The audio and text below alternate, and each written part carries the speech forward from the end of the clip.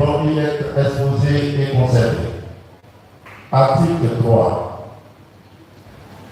La charge pastorale du sanctuaire est dévolue à un recteur. Le recteur est proposé par le supérieur de la congrégation de la petite œuvre de la divine providence, celle-ci non orientée et nommée par l'évêque diocésain. Article 4. Le recteur, dont il est question au canon 556 du Code de droit canonique, agit sous l'autorité de l'évêque de Grand-Bassam. Article 7. Le recteur, conformément au canon 562 du Code de droit canonique, peut accomplir dans le sanctuaire les célébrations liturgiques, même solennelles, pourvu qu'elles ne nuisent pas en aucune manière au ministère pastoral. Dans cette perspective, le recteur s'abstiendra d'y célébrer les baptêmes, les mariages, ainsi que les autres actes paroissiaux dont il s'agit au canon 530, paragraphe 1 à 6 du Code de droit canonique, à moins d'une juste cause pastorale, laissée au jugement prudent du curé de la paroisse territoriale, c'est-à-dire de la paroisse Saint-Pierre-Claver de Beaumont. En ce cas, l'usage sera maintenu d'inscrire les mentions et actes nécessaires sur les registres paroissiaux. Par ailleurs, sans l'autorisation du recteur, il n'est permis à personne de célébrer l'Eucharistie dans l'Église et d'y administrer les sacrements ou d'y accomplir d'autres fonctions sacrées. Article 6.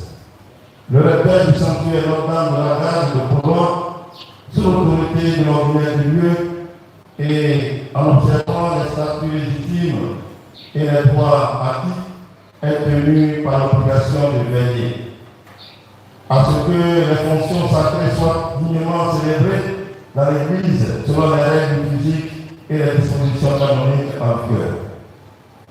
À ce que les obligations dont le sanctuaire est greffé soient fidèlement acquittées. À ce qu'il soit pourvu au bon entretien et à la décoration du mobilier sacré et des bâtiments. Et à ce que rien ne soit fait qui ne convienne pas de quelque manière à la sainteté du lieu et au respect dû à la maison de Dieu. Le recteur est tenu de veiller à ce que les biens soient administrés avec soin et selon le droit universel ou le droit particulier dérivant de la Convention. Article 7. Une convention particulière fixera les règles financières applicables entre le sanctuaire Notre-Dame de la Grâce de Beaumont et le diocèse de Grand-Bassam. Article 8.